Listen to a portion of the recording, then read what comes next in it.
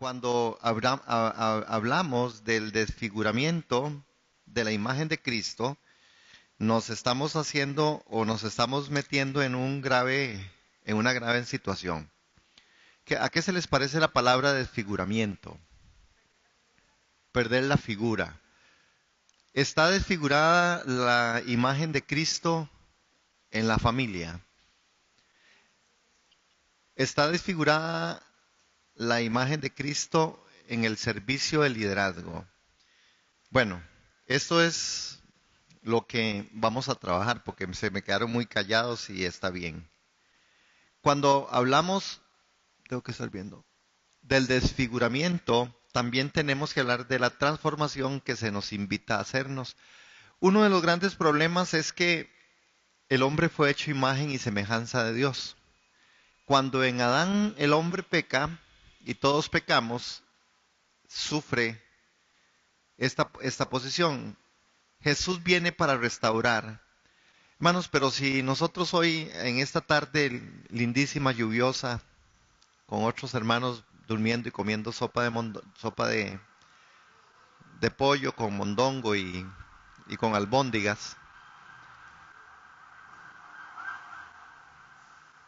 nosotros los que estamos aquí tendremos que preguntarnos qué es lo que ha pasado con la imagen y semejanza de Dios.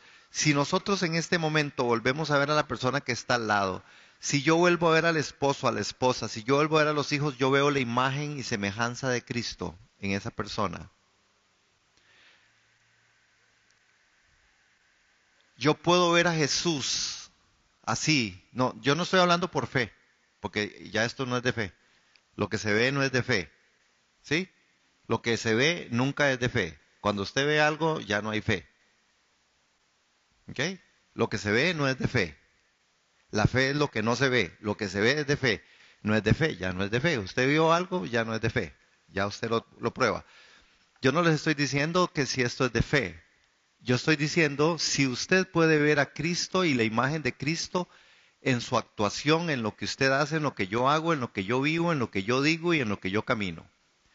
Si nosotros no logramos ver a Cristo en nosotros o en el esposo o en los hijos, es porque la imagen, el desfiguramiento de la imagen de Cristo es una realidad que llegó. La iglesia tal vez, y nosotros como iglesia tenemos que ver si hay una gran preocupación por esto o no hay una gran preocupación por esto, ¿verdad? Yo, de una u otra manera, cuando yo digo el desfiguramiento de la imagen de Cristo, yo creo que sí, claro que estoy muy preocupado por eso. Porque, porque la Biblia a nosotros nos dice y nos relata de mil formas el propósito y el gran propósito eterno que fue lo que se trazó Dios en Cristo Jesús para que nosotros, el trabajo que Dios hizo fue hacernos a imagen y semejanza. Es decir, que nosotros somos el reflejo, la imagen y la semejanza de Dios, porque así nos hicieron. El punto está dónde está la desfiguración o el desfiguramiento de esa imagen.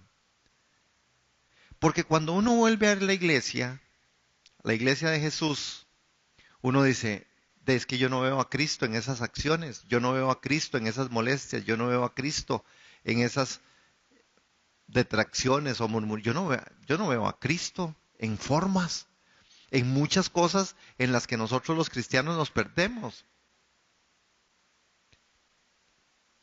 Y si de verdad lo que el apóstol a nosotros nos dice en la escritura es cierto, y es cierto, es que hay algo que nosotros entonces debemos de empezar a ver qué hacemos.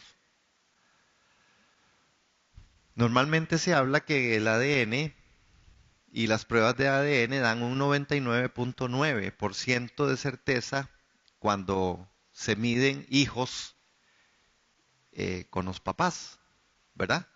Y tan impresionante la tecnología que ahora creo que a las 10 semanas usted ya puede saber si ese es el papá y si es un chiquito o no es un chiquito. Entonces uno dice, wow. El punto entonces para nosotros en esta noche, hermanos, está en que el 99.9 En el principio así era, éramos imagen y semejanza de Dios. Ahora, cuando la caída viene, hay algo que sucedió. No dice la Escritura que nosotros perdimos la imagen y la semejanza. Yo creo que sí hay un desfiguramiento cuando en el proceso y en el camino la iglesia ha empezado a hacer sus variables. Y vean, hermanos, una de las grandes preocupaciones es, y en lo que el tema que vamos a ver y vamos a abordar, porque yo sí creo que este tema es un tema que tenemos que traerlo al corazón de la iglesia y al corazón de los que así quieran participar en la iglesia, porque tenemos que ser movidos a algo diferente. Algo grande debe venir en la revelación, porque ya no es posible que la iglesia camine no viéndose al espejo y viendo a Cristo en él. Es decir, mis acciones tienen que reflejar a Cristo, mis palabras, mis pensamientos, mis prioridades. Todo debería, porque es el ADN. El hijo de ustedes se parece a ustedes. A alguno de los papás se tiene que parecer, ¿verdad? Porque si no, normalmente así es. Ahora, no solamente es un asunto de apariencia, es un asunto de realidad. Internamente, aunque su hijo no se parezca, la sangre de su hijo es como la de usted y la mamá y el papá, ¿cierto? Por dentro lleva ese gen, por dentro lleva esa forma. Cuando nosotros vemos la epístola a los Gálatas, se abre ante nosotros mirando al apóstol y nos dice algo o nos dice mucho acerca de esto. Los principios que Dios usa para restaurar el desfiguramiento son las cosas que es como la horma de Dios, ¿sí? Usted no se parece mucho a Cristo. Si yo no me parezco mucho a Cristo es porque no estoy siguiendo los principios. Entonces uno lo ve. Lo que pasa es que nosotros a veces acusamos a nuestro carácter, acusamos al mal genio, acusamos eso a enfermedades. Y entonces ahí es donde la reflexión del cristiano tiene que ser más profunda. Entonces, Dios no se ha equivocado. Es decir, cuando yo digo Dios no se ha equivocado es porque la Biblia dice Dios es absoluto. Mi comportamiento, mis formas obedecen a un principio. Es el principio en el cual yo le doy lugar al espíritu o le doy lugar a la carne. ¿Verdad? Cuando usted y yo le damos le damos lugar al espíritu, ¿qué sale? El espíritu. Y cuando yo le doy lugar a la carne, ¿qué sale? La carne. Entonces es muy fácil verlo. La variable uno no se pierde en eso. ¿Verdad? Uno sabe. Es decir, que hay algo que uno puede manejar. Los principios que Dios maneja y modela para este aspecto tiene que ver con, vean Efesios capítulo 2, verso 10. ¿Qué dice Efesios capítulo 2, verso 10? Efesios 2:10. Pues somos la obra maestra de Dios. Él nos creó de nuevo en Cristo Jesús a fin de que hagamos las cosas buenas que preparó para nosotros tiempo atrás. Vean, el principio que Dios va a usar es el de Efesios capítulo 2. ¿Qué fue? ¿Qué dice ahí específicamente? Ok, somos hechura suya. Si usted y yo somos hechura de Él, nosotros somos el reflejo. Ok, tenemos la forma, tenemos el principio que a nosotros se nos ha dado. Ahora, Pablo declaró, y en esta declaración que el apóstol Pablo hace, dice que nosotros somos hechura suya. Vean ese otro texto que aparece ahí. Y quiero que le pongamos bien buena atención. Ese está en Nueva Traducción Viviente. Sí se ve, ¿verdad? ¿Verdad? Dice, oh mis hijitos queridos. ¿Qué más? Ok, noten esto. En la traducción, en la Nueva Traducción Viviente, el gran aporte que se hizo, ¿verdad? Es que realmente esa última parte, hasta que Cristo se forme por completo en sus vidas. El apóstol Pablo les dice, yo lo que quiero es, y yo vuelvo a sufrir dolores de parto, ¿verdad? Las mujeres pueden entenderlo mejor, hasta que Cristo sea conformado completamente. Es decir, Pablo no admitía, o Pablo no estaba dando por un hecho, o Pablo no quería como que de vez en cuando saliera Cristo de la vida del creyente. Pablo está diciendo, no, completamente Cristo en usted, completamente Cristo. Porque si no es completo, ahí es donde está el desfiguramiento. Yo voy a hablar del desfiguramiento no desde la parte moral o desde la parte externa, sino desde la parte de los principios. Porque para nosotros es muy fácil, o a veces, ¿verdad? Uno pudiera aquí acusar de ciertas cosas. Porque cuando usted tiene malos pensamientos, por supuesto que usted ya tiene que saber que eso no es Cristo. Cuando usted o yo murmuramos, usted tiene que saber que eso ya no es Cristo. Cuando hay pleitos o hay celos usted sabemos que ya eso no es Cristo. Pero el punto está no tanto en esto, sino en los principios que a nosotros nos gobiernan. Vean lo que Pablo sigue diciendo. Completamente Cristo tiene que ser formado. Es Cristo el que tiene que ser formado. El verdadero cristianismo se basa en una revelación interior del Hijo de Dios. Realmente cristianismo tiene que ser, ¿qué? Una revelación interior del Hijo de Dios. Cristiano no se debiera llamar a alguien que venga a la iglesia. Cristiano no se debiera llamar a alguien que dijo, es que a mí yo soy evangélico. Cristiano debiera ser alguien que de verdad en lo interno esté viviendo la revelación interior del Hijo de Dios. Lo que a nosotros nos va a transformar es esto. Pero ¿cuánta gente quiere esto? Por supuesto, el precio más alto, porque es usted negándose a usted mismo. Es usted quitándose para que Cristo sea. La única forma que un hijo se manifieste es cuando la mujer pierde su figura. ¿Verdad, hermana? Usted no tenía esa panza. Ni tampoco los cachetes, ¿verdad? Pierde la figura, pero la perdió, ¿verdad? Ya no es un problema. Y más, ¿qué puede hacer usted para no tener esa panza? Tendrá que esperar el tiempo para que salga ese hijo, y una vez que salga ese hijo, usted ya casi va a volver al mismo tema. Ahora, vean a Pablo, hermanos. ¿Qué es lo que Pablo dice? Vea, Dios quiso revelar al Hijo en mí, luego estoy juntamente crucificado. El apóstol Pablo en Gálatas dice lo siguiente. Vamos a ir a Gálatas capítulo 1, en el verso 15, el verso 16. Por supuesto, Gálatas 2, 19, 20 es lo que está ahí apuntado. Pero vean Gálatas 1, 15, 16. Hermanos, vean esta convicción. Vean al apóstol Pablo. Ustedes conocen la historia de Pablo, ¿verdad? Pablo entiende el desfiguramiento de Cristo en la vida en la vida misma de él. Porque él se declara, dice, es que vea, dice, yo era esto, yo era aquí, fariseo de fariseos, de la tribu de Benjamín, yo era perseguidor de la iglesia, pero todo esto, ¿verdad? Todo esto, Pablo dice, todo esto era lo desfigurado. Y vamos a ver cuando Pablo es tocado por el poder de Dios, y que vea Pablo la convicción con la que habla en Gálatas 1:16. Cuando Dios, sin embargo, que desde el vientre de mi madre me había apartado y me llamó por su gracia, tuvo a bien revelar a su Hijo en mí, para que anunciase entre ellos a los gentiles.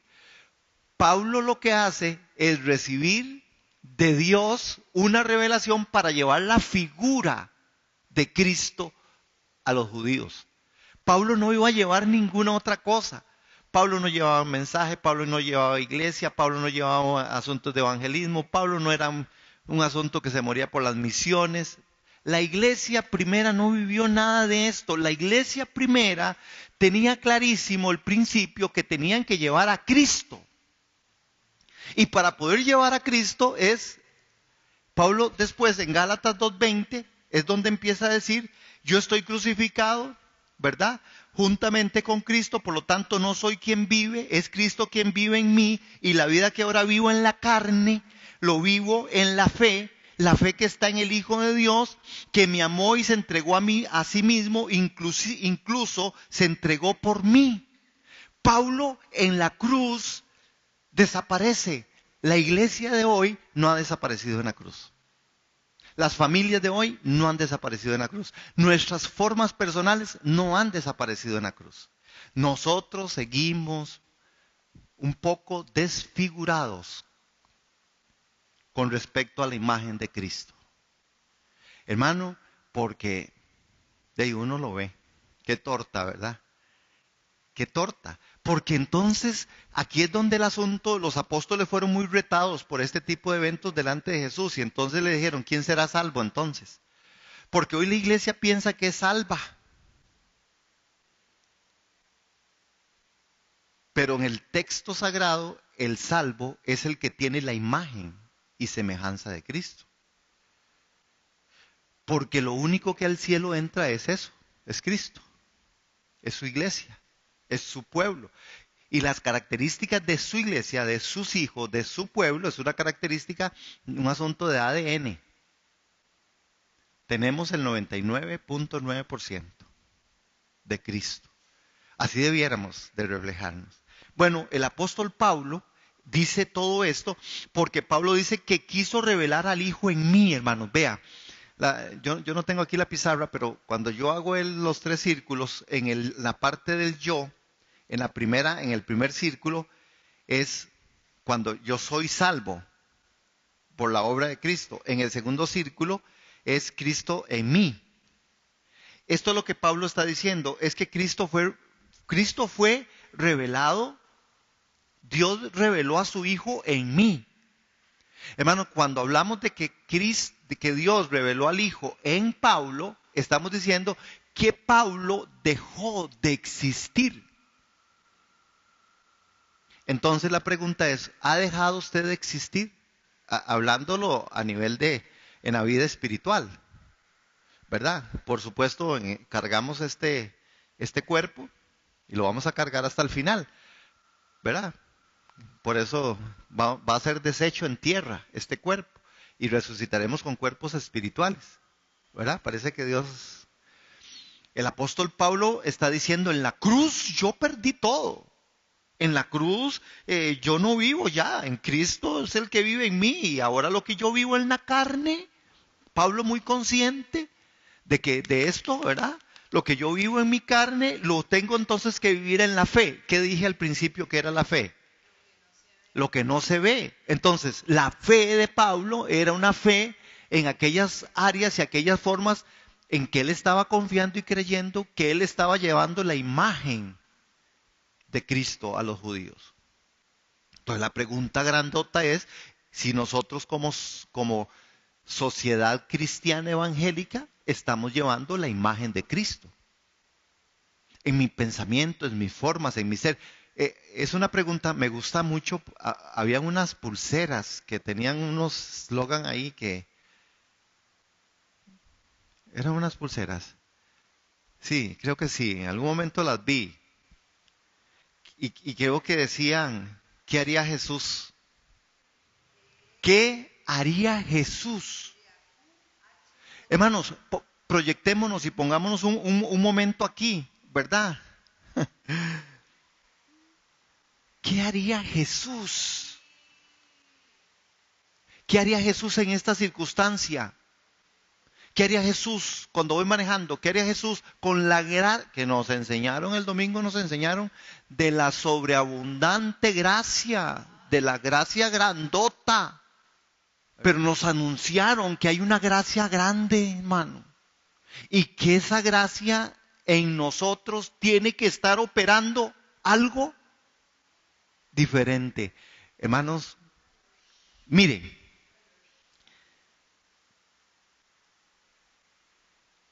yo creo que uno tiene que, yo lo he dicho aquí, uno debe exponer su fe y exponerse. Y uno tiene que, no solo sí, exponerse ante la fe de Dios. Pero yo creo que tenemos que llegar a momentos en donde valientemente levantemos la mano y digamos, yo tengo a Cristo revelado en mí. El apóstol lo dijo. Y no solo el apóstol, hermano. Cuando uno ve la secuencia de la iglesia primera, vean, no tengo ni oro ni plata, lo que tengo les doy. ¿Qué era lo que les daba? En el nombre de Jesús, levántese y anda. Porque estas señales seguirán a los que portan la imagen. Ok, a nosotros se nos dio esto. Otro punto, hablando de los principios. ¿Quién eres tú? Vean Gálatas 1, 8 y 9. ¿Quién eres tú? Pablo, ¿por qué me persigues? Vamos a Gálatas 1, 8, 9. ¿Y qué fue lo que el Señor le contestó? ¿Qué le contestó el Señor? Acuérdense, en ese texto, ese Hechos capítulo 9, ¿qué le contestó?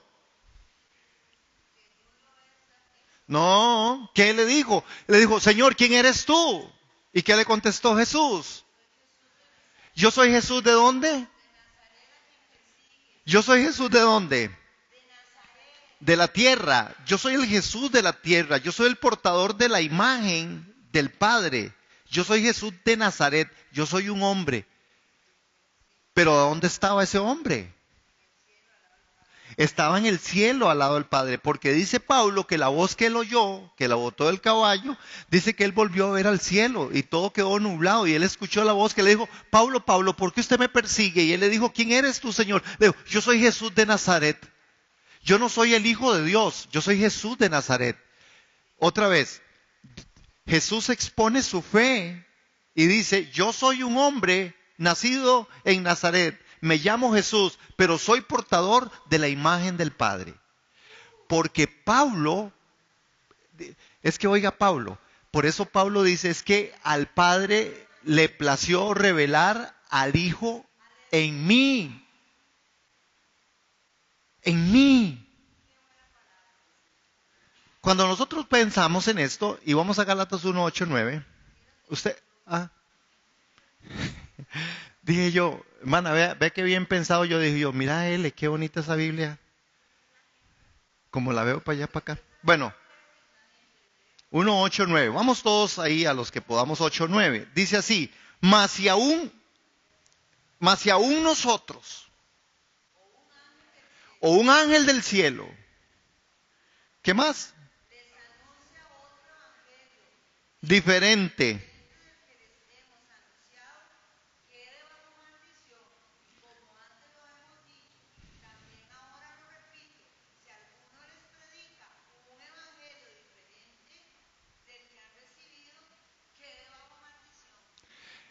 Vea lo que Pablo dice.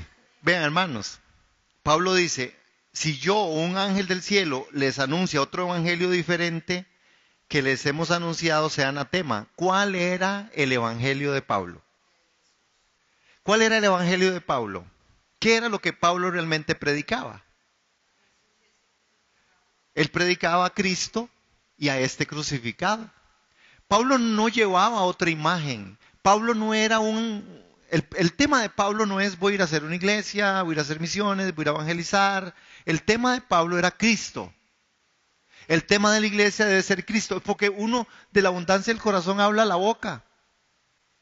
Nosotros debiéramos ser portadores de esta gran verdad. Ahora, recordar el punto importante para nosotros es que la experiencia espiritual de Pablo cuenta con todos los principios de la nueva forma de Dios. Si preguntamos qué es verdadero cristianismo, vemos la respuesta está en el historial espiritual del hombre.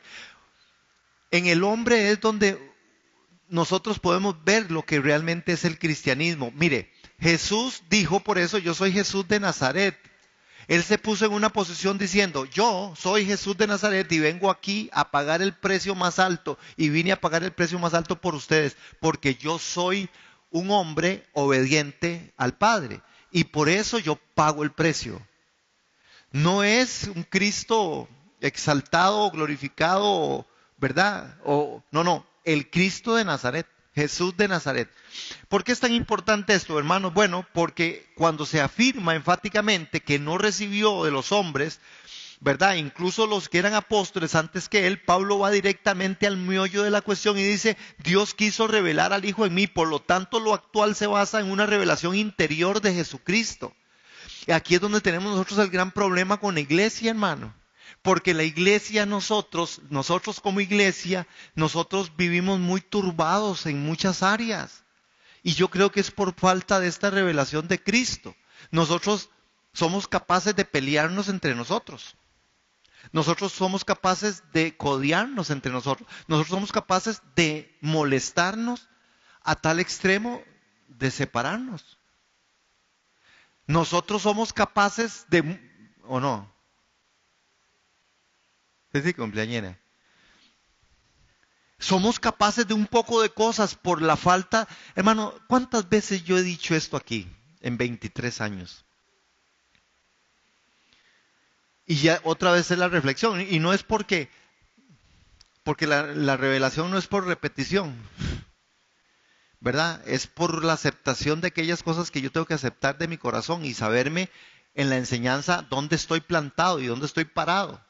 Por ejemplo, yo el domingo escuchaba a Jorge y yo decía, Señor, ¿cómo una doctrina tan fundamental, hiper importante como la gracia, a veces nosotros le hemos hecho una desgracia? A veces ni en cuenta la tomamos. A veces nos dejamos llevar por cualquier otra cosa, no entendiendo que la gracia de Dios es suficiente y que está ahí, y que está ahí, y que ahí la tengo, y que ahí está para tomar, hermanos, es que es para tomarla, para asumirla, para agarrarla. Nuestra vida cristiana verdadera se basa en una revelación interior del Hijo de Dios. Y Pablo había entendido la importancia inmensa del Hijo de Dios. Y aquí está este hombre que estaba totalmente apasionado por Cristo. Tan apasionado, hermanos, que Jesucristo aparece en las epístolas de Pablo 43 veces. Ese hombre solo de eso hablaba. Y él dice, no es que hay otro evangelio. Yo no les vengo aquí a traer a ustedes un evangelio. Yo aquí no les vengo, no, yo les vengo a traer realmente a ustedes que hay un desfiguramiento de la imagen de Cristo y que ustedes tienen que ver y empezar a ver a Cristo en mí. Porque hermanos, el desfiguramiento se dio por muchas razones. Vean, bueno. Vamos aquí. Hay una triple designación de 3 hombres significativos. Y quiero que me acompañen en Mateo. Otra vez, el principio de Dios de querer Él traer, hermanos, el consuelo de volvernos a poner a nosotros en una posición concreta y real, siempre ha estado. Es decir, Dios siempre se ha interesado en poder ver cómo nosotros volvemos al lugar donde tenemos que estar. Estamos ahí en Mateo. Mateo capítulo 22, dije, ¿verdad? No, sí, 22, 31 al 32. Hermanos, yo quiero que me sigan en esto, y lo voy a decir solo por otra vez, como dicen cuando se está en reuniones, por moción de orden. Estoy dándome a entender que Dios está trayendo los principios para curar el desfiguramiento de la imagen de Cristo. Que en Pablo lo hizo revelando al Hijo en él. Pero que Dios siempre se ha ocupado de esto, hermanos. Dios siempre se ha ocupado. Porque cuando Dios, después de la caída de Adán, el desfiguramiento empezó a darse. ¿Se acuerda? Empezaron las otras formas, los otros ritos, empezaron, ¿verdad?, a hacerse otras cosas. Adán y Eva, posiblemente su forma de comunicarse con Dios ya fue de otra manera, ¿verdad? No era a través de la forma directa en el Edén. En el Edén, ¿por qué Adán se podía comunicar y Eva con Dios en el Edén? Porque eran semejantes. Yo puedo hablar con usted, si aquí hubiera, digamos, si creyéramos en eso, que hubiera un extraterrestre, de seguro yo no le hablo. Pero yo le puedo hablar a Elena porque la siento igual. Somos los pares. Adán y Eva en el Edén hablaban con Dios porque eran los pares. Ellos tenían la imagen y la semejanza. Pero una vez que ellos pecan, se desfiguró. Y ¡fum!, ya no podían, se crea la separación, ya no podían hablar porque ya no eran iguales. ¿Sí? Ahí está la parte del desfiguramiento. Pero cuando aquí viene otra vez, entonces por eso estoy hablando y les hablo de Mateo en el capítulo 21, porque otra vez Dios va a usar estos 3 hombres, Abraham, Isaac y Jacob, 3 hombres significativos, y dice así el texto en 22, 31, 32, que dice: pero respecto a la resurrección de los muertos, escuchen, hermanos, este es Jesús. Jesús les dijo, vean, respecto a la resurrección de los muertos, ¿no habéis leído que os fue dicho por Dios cuando dijo, verso 32, yo soy el Dios de Abraham, el Dios de Isaac y el Dios de Jacob? Dios no es de Dios de muertos, sino de vivos. ¿Qué significa ser vivo aquí? Ser vivo aquí es portador de la imagen y semejanza de Dios, portador de la imagen y semejanza de Cristo, hermano. Nosotros necesitamos ser portadores de la imagen y semejanza de Cristo inmediatamente y urgentemente, hermano. En nuestro diario vivir, en todo lo que somos y en los principios bíblicos, que es donde Dios quiere rescatarnos esto. Vean lo que Jesús le dijo. Bueno, es que no, Él no es un Dios de muertos. Él es el Dios de Abraham. ¿Quién era Abraham? ¿Quién era Abraham? Abraham era un idólatra de Ur de los Caldeos, que Dios viene y se le revela a Abraham y le dice a Abraham, yo soy. Vete de tu tierra y de tu parentela, la tierra que yo te voy a mostrar. Lo sacó de la idolatría y lo cargó con la imagen de Dios. ¿Cuándo lo cargó? Por eso es que a Abraham se le llama el padre de la fe, porque Abraham no sabía ni para dónde iba ni quién le estaba hablando. Ese ni se inmutó en nada. Sencillamente agarró y salió. ¿Sí? Porque si nosotros ponemos a Abraham y ponemos a Pablo, ¿qué fue lo que le pasó a Abraham y le pasó a Pablo? Exactamente lo mismo. ¿Qué es lo que a nosotros nos tiene que pasar? Lo que le pasó a Pablo, lo que nos pasó a Abraham, a nosotros debe de pasarnos. Nosotros, recuerden, nosotros somos el producto de Cristo en su obra y del Espíritu Santo para el nuevo nacimiento. A Abraham la voz que le vino fue el Espíritu de Dios, que Dios es Espíritu, y lo sacó. Y se llama Abraham el padre de la fe. Y a Pablo le dijo, soy Jesús de Nazaret, y aquí en adelante usted tiene que llevar mi imagen y cargarla. Vino la voz del Espíritu sobre la vida de Pablo, y Pablo salió a resurrección, a novedad de vida nueva. Nosotros somos una nueva criatura. Pero lo cantamos. Soy nueva criatura, declara la Escritura. Búsqueme a alguien Éxodo 3:6, Mateo 1:1, Romanos 4:11 y Hechos 7:2. Ahí bien rapidito y me dicen quién lo tiene. Cuando vemos este primer momento de Éxodo 3:6 es cuando Moisés se acerca a la zarza. ¿Y qué es lo que le dice el Señor? Ajá. ¿Y quién le dijo? ¿Quién eres, Señor? Y él le dijo, yo soy. ¿Quién soy? Éxodo 3:6. Yo soy el Dios de tu padre, el Dios de Abraham, el Dios de Isaac y el Dios de Jacob. Cuando Moisés oyó esto, se cubrió el rostro porque tenía miedo de mirar a Dios. Ok, noten ese texto. Yo soy el Dios de Abraham, el Dios de Isaac y el Dios de Jacob. Cuando el Señor le está diciendo eso, cuando Dios le está diciendo, yo soy el Dios de Abraham, de Isaac y de Jacob, está diciéndole así de fácil. ¿Y por qué Moisés entiende algo, hermanos? Moisés no vivió en el tiempo de Abraham, en el tiempo de Isaac, ni en el tiempo de Jacob. Pero ¿qué se sabía de estos hombres? ¿Qué se sabía? ¿Por qué Dios le dice, yo soy el Dios de Abraham, el Dios de Isaac, el Dios de Jacob? ¿Por qué? ¿Y por qué la reacción de Moisés? Porque Moisés se dio cuenta del desfiguramiento de la imagen. Porque él dijo, este es el Dios de Abraham. Es que Abraham era un hombre impactante, conocido. Isaac, Jacob. Hermanos, Dios vuelve otra vez, porque el tema que estamos trayendo con respecto al desfiguramiento de la imagen de Cristo tiene que ver con eso, con que Dios está poniendo los principios desde siempre para que podamos nosotros corregirnos. A Moisés le dijo, si lo parafraseamos o lo podemos interpretar en alguna medida, y si se me permite a mí en esta noche poder hacer a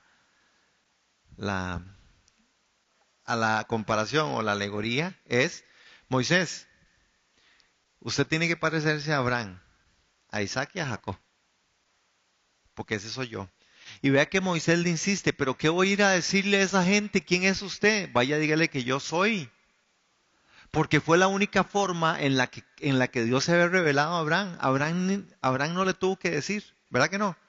Nada más le dijo a Abraham, vaya, con Isaac no lo toques porque, ¿verdad? Ese es el hijo de la promesa. Y con Jacob lo mandó por aquí, lo tuvo por allá, le cambió el nombre y le dijo, usted se llama Israel. Usted es una imagen diferente. La imagen distorsionada suya, Jacob, y eso lo vamos a ir viendo en el transcurso del mes, va a estar buenísimo. Yo estoy ministradísimo. Este, este, porque al final Jacob era un burlador, era un deshonesto, era la imagen distorsionada. Pero Dios lo agarró y lo puso y le dijo, tu nombre será Israel. Lo volvió a la figura. La iglesia tiene que volver a la figura. Vean ese texto, Mateo 1:1. Mateo 1:1. El siguiente es un registro de los antepasados de Jesús el Mesías, descendiente de David y de Abraham. Ajá. Vean cómo el Nuevo Testamento empieza, porque Mateo es el primero. Libro de la genealogía de Jesucristo, hijo de David, ¿hijo de quién? Hay otra cosa que vamos a estudiar. La diferencia entre ser el hijo de David y el hijo de Abraham. Hay dos cosas ahí interesantes e importantes que tienen que ver con el asunto de la desfiguramiento de esto. Para adelantarles algo, David fue declarado un hombre con un corazón conforme al corazón de Dios. Abraham fue declarado padre de la fe. Póngamelos juntos. Esa es la imagen de Dios. Un hombre con un corazón conforme al corazón de Dios y un hombre de fe.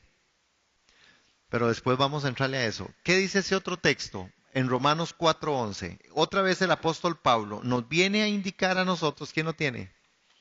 Romanos 4:11.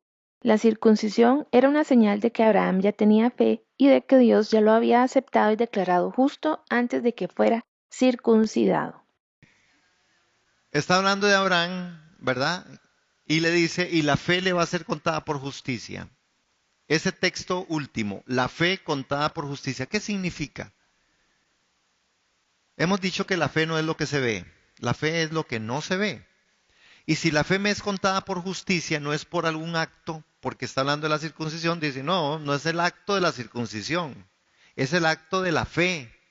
Y en la fe nosotros podemos entonces sí capturar, porque en la fe sí yo puedo manejar y caminar con la imagen y semejanza. En la fe. ¿Cómo caminaría yo con imagen y semejanza de Cristo en la fe? ¿Cómo hago para saberlo? ¿Cómo hago para vivirlo? ¿Qué haríamos? ¿Sí? ¿A dónde está capturando la fe? ¿Dónde estamos nosotros enfocándola? ¿Dónde la enfocamos? Muchas veces en nosotros, muchas veces en el milagro y que no es que esté mal, ¿sí? Que no esté mal, por fe se pide, por fe vivimos, somos y nos movemos, ¿verdad?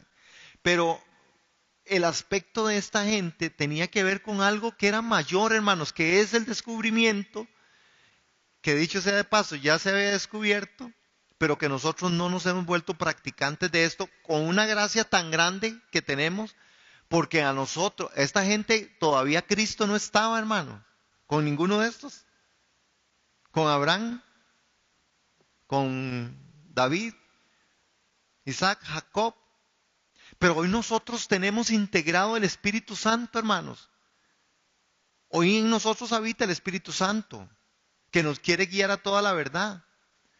En 7:2 de los Hechos lo que habla es que dijo, varones, hermanos y padres, oír al Dios de gloria, al Dios de la gloria que apareció a nuestro padre Abraham estando en Mesopotamia antes de que morase en Harán. Y le dijo, sal de tu tierra y de tu parentela y ven a la tierra que te mostraré. Entonces salió de la tierra de los caldeos y habitó en Harán. De allí muerto su padre, Dios trasladó esa tierra en el cual vosotros habitáis ahora. Y no le dio herencia en ella, ni aún para sentar el pie, como lo prometió, que se le daría posesión y a su descendencia después de él, cuando él aún no tenía hijo, y le dijo a Dios, así que tu descendencia sería extranjera en tierra ajena. Y le empieza a decir, hermanos, todo lo que hoy tenemos nosotros se lo debemos al padre Abraham. Porque en Adán lo perdimos. ¿Dónde lo recuperamos? En Abraham. ¿Dónde lo tenemos legalmente? En Cristo. Bueno, si uno ve la iglesia, es que yo la puedo ver así como, si yo veo la iglesia, ¿qué responsabilidad más grande tenemos nosotros? ¿Qué le vamos a decir a Dios? ¿Qué nos hizo falta para no lograr vivir con la imagen y semejanza? ¿Qué hace falta? Bueno, ¿qué nos hace falta a nosotros en este momento como iglesia? Como cristianos? ¿Qué nos hace falta para vivir una vida de plenitud y en santidad? ¿Qué nos hace falta? Vea, se nos dio fe, se nos dio la palabra, se nos dio el Espíritu Santo, se nos dio la obra concluida de la cruz del Calvario, se nos dio todos los eventos habidos y por haber, se nos dieron las promesas, más de 3.500 promesas hechas para la iglesia, se nos dio un nombre que es Iglesia de Jesús, se nos dio otro nombre, llamados hijos de Dios. Entonces, ¿y qué falta? Hay una sola cosa que falta.